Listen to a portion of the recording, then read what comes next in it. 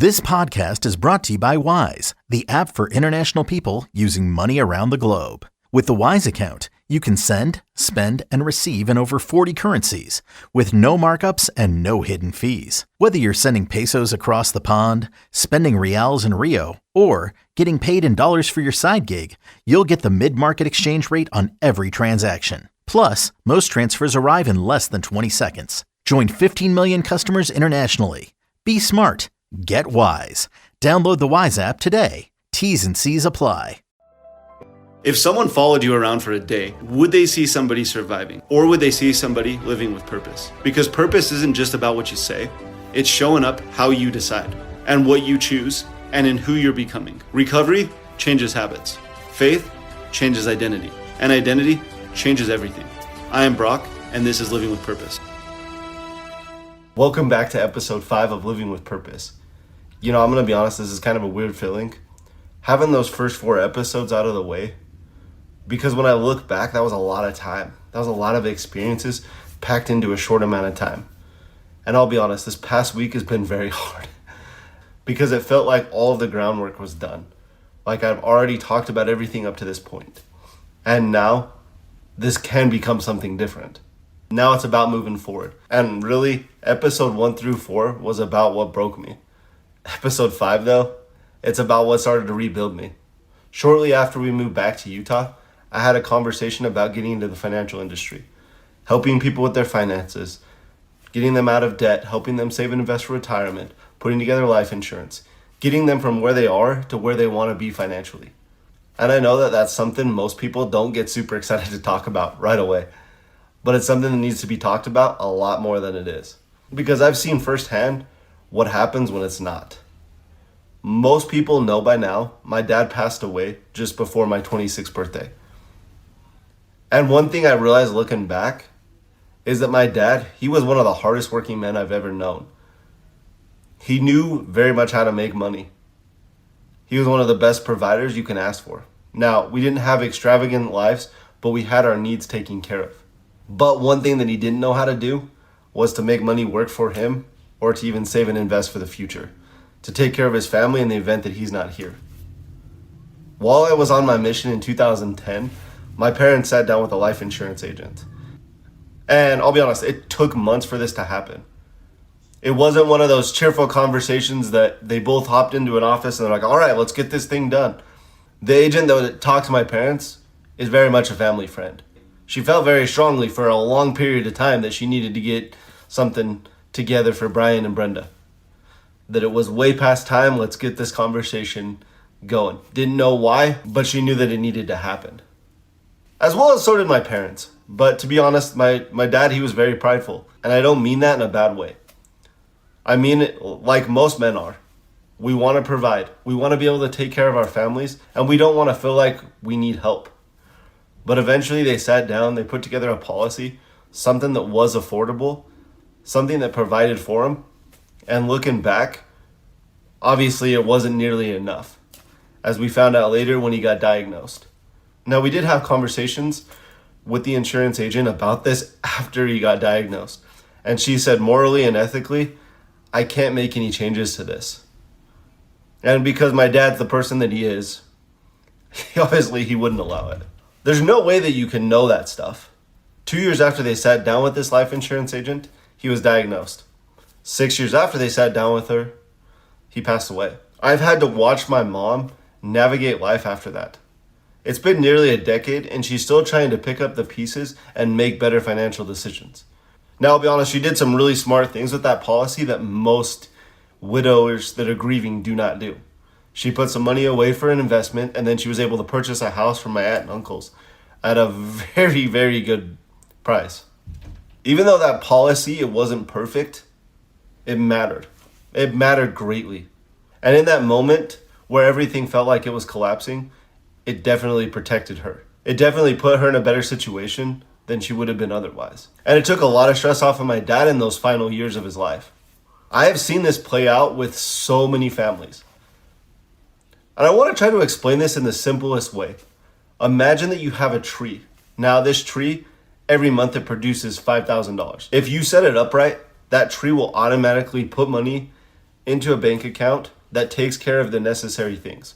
Things like taking care of your bills, feeding your family, keeping a roof over your head.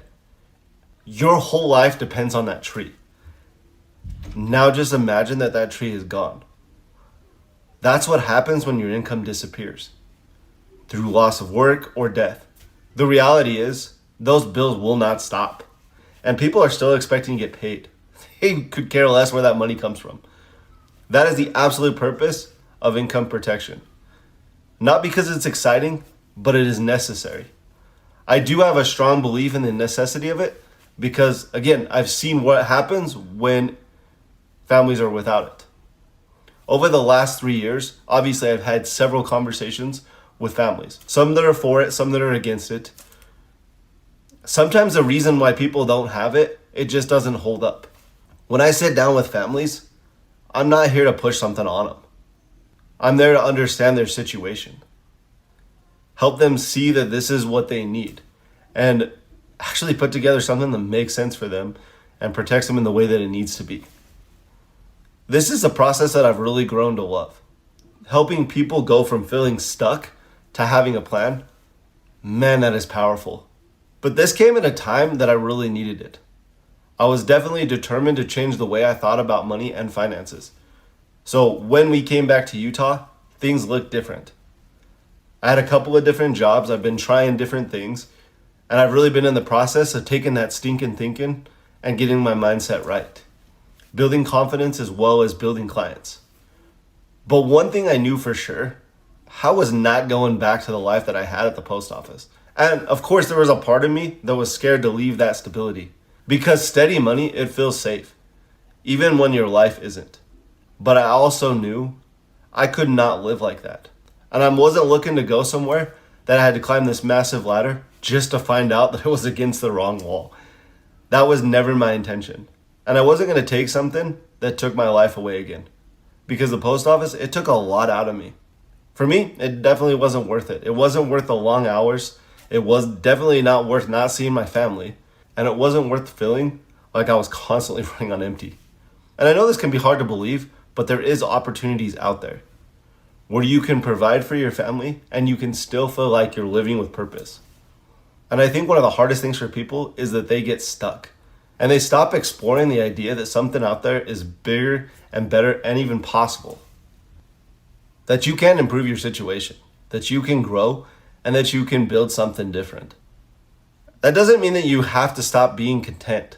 I also believe that complacency can be one of the most dangerous traps because you keep yourself in a cycle where you settle and where you convince yourself this is just how it is. And that's not true. When I moved back from Arizona, I was so broken. I needed something that was going to be able to rebuild me. And the person that I am today is not the same person that made that 12-hour drive back to Utah, flew to Arizona, and then hopped back in a U-Haul and drove another 12 hours. The way I think, it's completely different. The way I feel, it's different. And the way that I show up is definitely different. Now, do I still have moments where I feel unworthy? Yeah, of course I do. Moments where I question things? Yeah, absolutely. But over the last 3 years, I have seen something undeniable. When you intentionally rebuild your life, things will start to change. And when you remove things that might look good, but are actually distractions, things will start to change. And for me, that's what living with purpose means. A couple years ago, I was introduced to the 5 F's, and I've really tried to structure my life around these. I believe in these 5 key areas. In future episodes, I'll break them down. They're faith, family, finance, future self, and fitness. Faith, that is where everything started for me. Because without that, I don't stay grounded. Family, that is my why. That is what I do everything for. Fitness, that's discipline. That's showing up even when you don't feel like it. Finance, that's responsibility. That's breaking the cycle I grew up seeing. And then future self, that's who I'm becoming, not who I used to be. When all of those are aligned, life will look different. If the last 3 years has taught me anything, it's this. I finally started to believe in myself. And I believe that I can become the best version of myself. I'm worthy of those blessings in my life. I believe that God doesn't stop pouring out those blessings to those that are willing to receive them.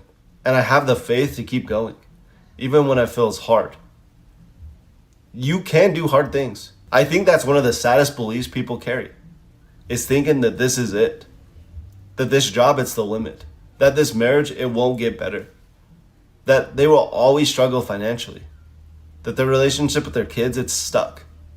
Bro and Brosefinas, that is not true. I'm grateful for the journey that I've been on. And I'm grateful for the last couple of years that I finally started to live with purpose. If something in this message meant something to you, please like, subscribe, and share. And the awesome thing is you can check out the rest of the videos right here. And as always, keep living with purpose.